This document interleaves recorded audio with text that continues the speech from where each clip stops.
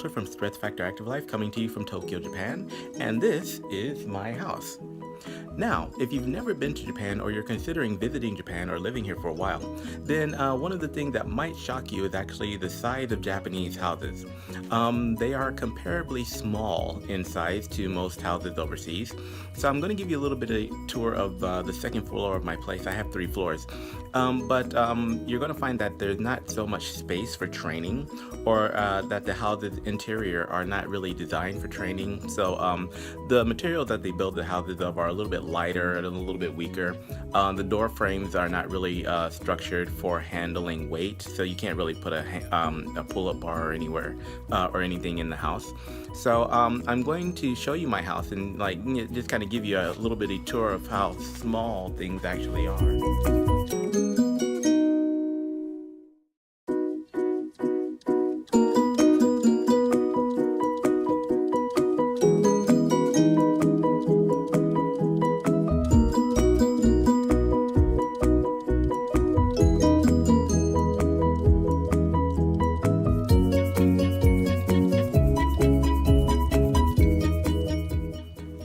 So if you'll notice, I don't really have a lot of space for doing a lot of stuff that I would be able to do in an American house. So this is, for example, the door frame of my bathroom, but it's kind of thin, and there's no real place for me to hang a pull-up bar because the door gets in the way and the frame is too weak. So that's one thing.